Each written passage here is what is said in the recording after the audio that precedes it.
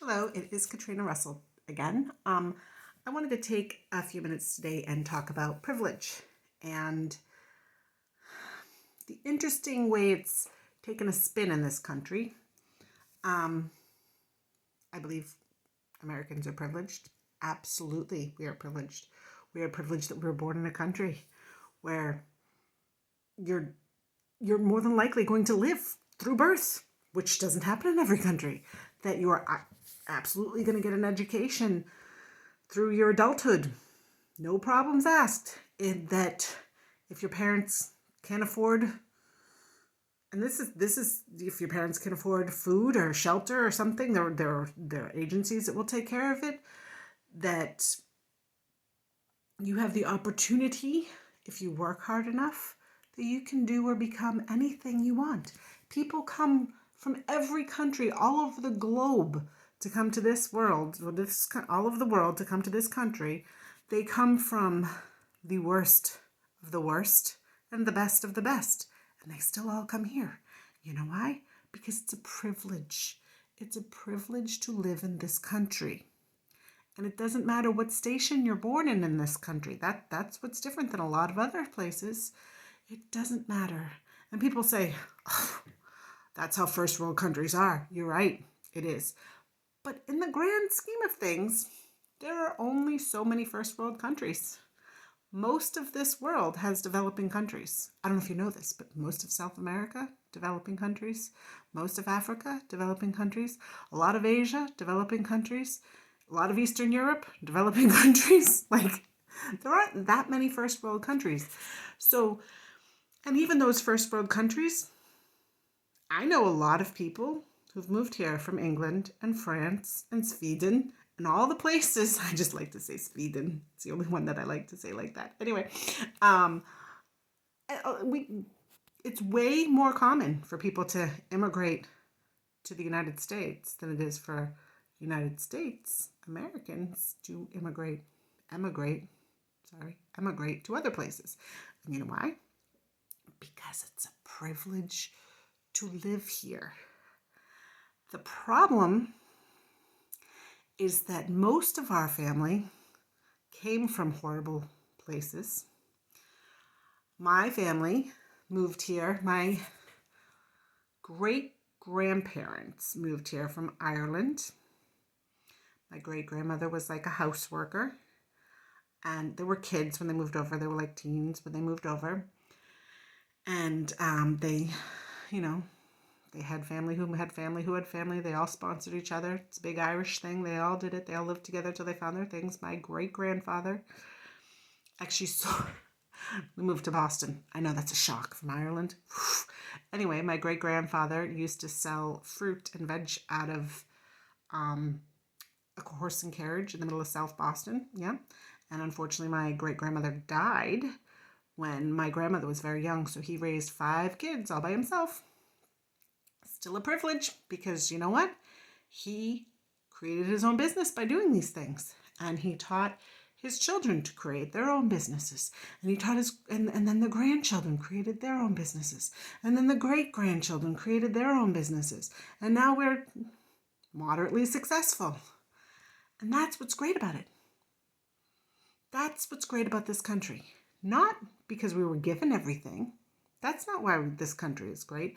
This country has gone from, people always talk about give us your poor and your disheveled and your whatever it is on the I can't remember the exact words, but on the Statue of Liberty, and we'll make something of them, because when they come here, they have the opportunities to do that.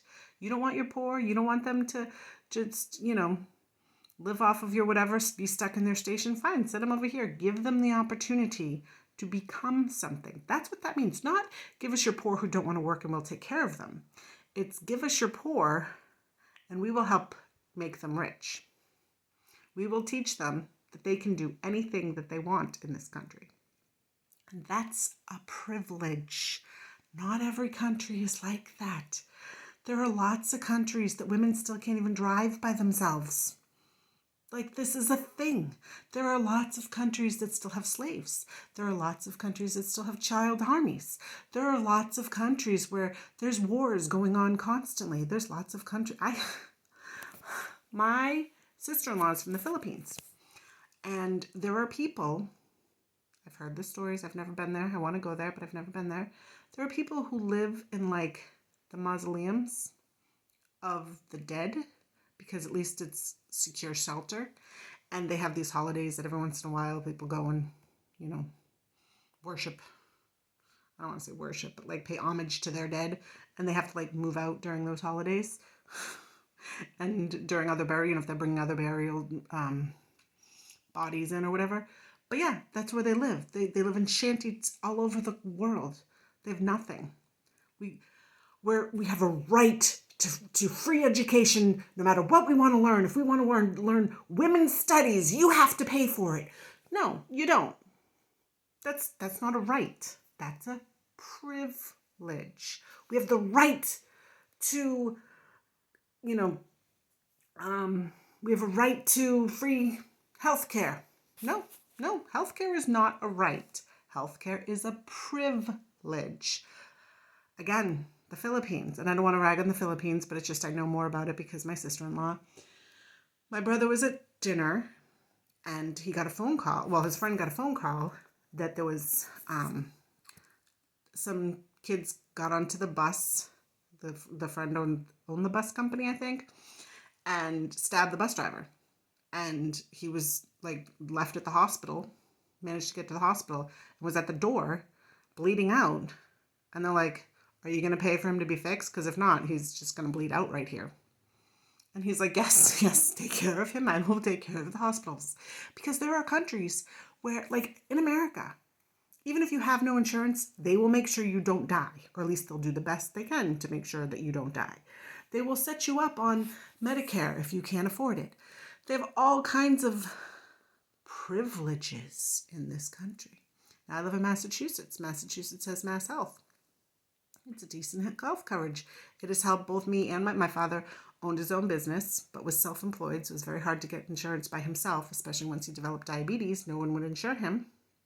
So he had to get on Mass Health. He paid a little premium because he made enough money, so he had to pay a premium. But no one else would insure him. When I first had my son, and I was working part-time jobs, and I wasn't offered any insurance through my companies because I was only working part-time because I had my kid. Didn't matter. I got on Mass Health and it was great. And I have no problem with Mass Health. And I'm not saying, like I've said before, I am a liberal. I think we should help people as much as we can. But I don't think we should pay for everybody's education for things that they're probably not going to need. I have no problem with the government offering no interest loans, but that they have to pay back. So like if you don't pay it back, they will start to attach just like taxes, they'll start to attach your paycheck or do whatever. But I don't have a problem with no interest loans. I have a problem with you have to pay for me to go for free. No, I also think that we should extend high school just like we did before. Now, these are crazy ideas, I know, but originally there was no school. Then it went to like 5th grade, and then it went to like 8th grade. The more things you had to know, the more you went. I don't have a problem with saying kids need to go to school till they're like 21 because now we have all these, we're missing so many things. We've added computers, we've added this, we've added that. They no longer have like civics class. Yeah, I think we need that. I even think we should bring back home ec.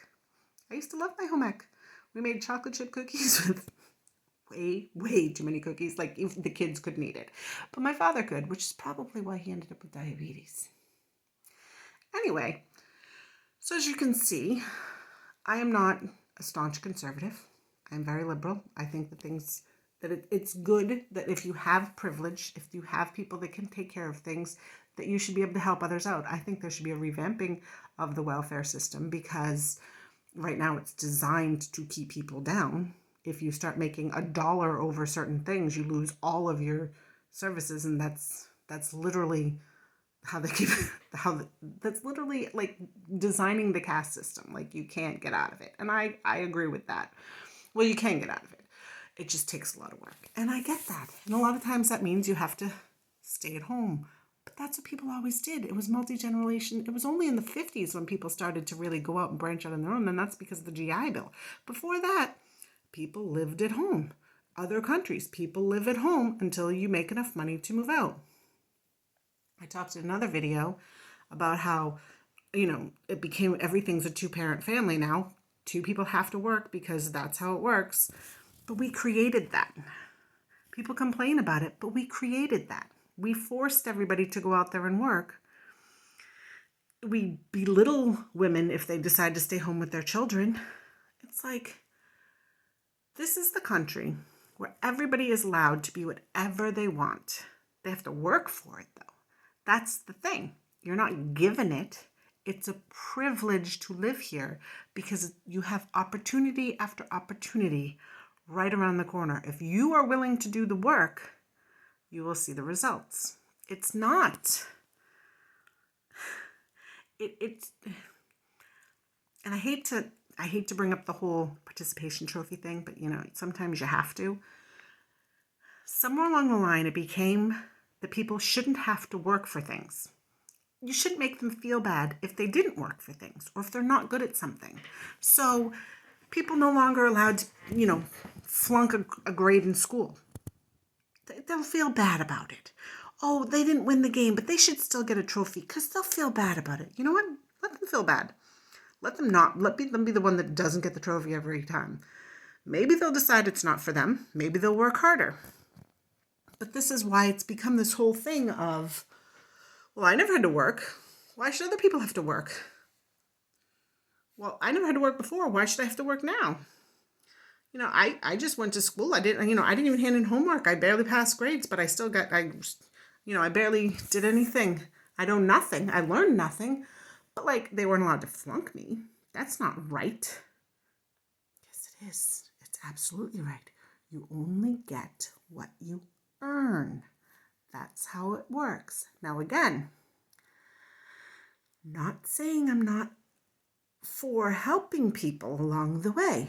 I have many friends that needed to get back in the day and people I still know now whose children need to get through the school, the extra food, free lunches because their parents don't make enough. I get that. I have no problem helping people. But again, that's what makes you privileged in this country, that is an option for you to do. In other countries, literally starving children. Did your parents never say this to you? There are starving children in China. There are starving children in Africa. There are starving children all over the world. Was this not something? Did they hand you a participation trophy for showing up to dinner, but even though you didn't eat? I don't really understand. I really, really don't understand. If I didn't eat, I got a crack on the ass and sent to my room. That's what I got. There was no fooling around with my dad. You just, and believe me, my dad was not a good cook at all. But you know what? It was still a privilege because there was still food in the house. Not everybody has that. And not only do we have government organizations, but we have private organizations. I donate to my church and through the school all the time. Our school just did this big cereal drive. My kid doesn't like cereal. We don't even eat cereal, but I went to the store, bought a couple boxes of cereal and donated it because I understand cereal's a really good staple. When we were kids, we had cereal a lot. Mentioned my dad couldn't cook. So I think that rather than, I don't know if everybody remembers that Kennedy was a person in his speech. I wasn't alive for it either, but ask not what your country can do for you. Ask what you can do for your country. It has turned into ask not what you can do for anybody. Ask what your country can do for you. And that's disgusting. Now, I don't understand. I have to say, I have some friends that are really into the whole left side politics, and they think everybody should be taxed and everything should be paid for, but they hate politicians because everybody hates politicians. And I'm like, you realize that even if they take the extra taxes, there's a good chance that they're going to work out a deal with the schools, because now the only way you can go to school is the government pays for it, and all the schools are going to be substandard, and they're going to suck, and they're going to pocket all the extra money. And that's how government works. I don't know if you've ever been to the DMV, because I have. And do you want your schools run like the DMV? Do you want your health care run like the DMV? Because I don't. That's what happens. I used to date a guy. I was in my 20s, and I dated a guy whose mother was in Canada. Canada has free health care. They knew what was wrong with her. They knew what needed to be fixed. She was in line to get her treatment, and then she died. And I think they called her husband a little later and was like, okay. And they're like, nope, sorry, she's already dead. Because that's what happens. You wait in a queue, just like at the DMV. People don't understand that. Now, again, I think mass health is great. I think that I think most things should be done by the states. See, I think that states have a better idea of what each of their communities needs. So I know that right now there's a big push for I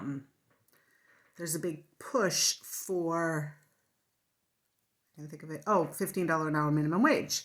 Sorry, I moved, and when I moved, it made me forget what I was doing. I heard a squeak in my chair. Anyway, so $15 minimum wage. Now, again, live in Massachusetts, wicked expensive to live here. And our minimum wage, I don't really know what it is. I think it's like 11 something, but I haven't made minimum wage in years, so I have no idea. But it's just wicked expensive to live here. So I understand why people want to pay increase. And most places around here automatically pay $15 an hour anyway, because they know that people need the money, so they're going to look for a job that pays more. And that's how that works. But there are other places, like a 2-bedroom apartment's like $2,000 a month. But there are other places in this country where a 2-bedroom apartment is like $600-$700 a month. And so they make like $8-9 an hour. Okay. But if you suddenly put it up to $15 an hour, then everything's going to go up. Everything, because the people at the store are going to have to pay their employees more. So either they're going to fire the additional employees, or they're going to start jacking the prices up on everything. If they start jacking the prices up on everything, then everything's going to go up. And that's how it works. It's basically like a form of inflation. So, because money's not worth as much, because they're just giving it to people, even though they don't deserve it. And now I'm not saying that people who work minimum hours jobs don't work hard. I used to work them when I was a kid. But the point of minimum wage jobs, for the most part, is to give you experience so you can move on to get another job. That's the point of a minimum wage job. Most of them, or like after, some people do them after they retire. Like you always see like the old men like at Walmart, greeters that just like, hey, hi. They just want to talk to people and make a little extra money because they're bored. But it's not designed to be a job. People, I don't know when it changed in this country that people stopped wanting to make something for themselves and just wanted to get a job. I've had jobs, but I've never wanted to just get the job. I didn't go to college to get the job. And I'm not talking about like, obviously, if you're a doctor and you work at a hospital, you have a job at the hospital. I'm talking about like,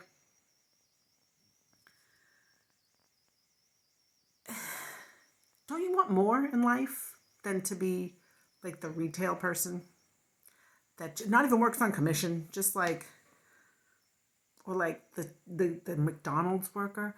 Like, don't you want to become something more than that? Yes, we live in a very privileged society, so you can live in that and you can make up the money. Like I know they say with Walmart workers, it's like a big cycle. They don't make very much money. They get on, like, I know we call it SNAP in this, it's like the food stamps, we call it SNAP. I don't know, transitional assistance. And then then they spend it at Walmart, and it's like a big cycle. But like, you could get another job. And nowadays with the internet, if you want to learn something, learn it. Like, you can get cheap courses, not a degree. Degrees are still a lot on college, but let's be honest. If you work hard enough, and I've done it myself. I've been managing since I was a teenager. You get a job, you prove yourself, you work for it for a while. They see how well you do, you can get promoted. You can get promoted.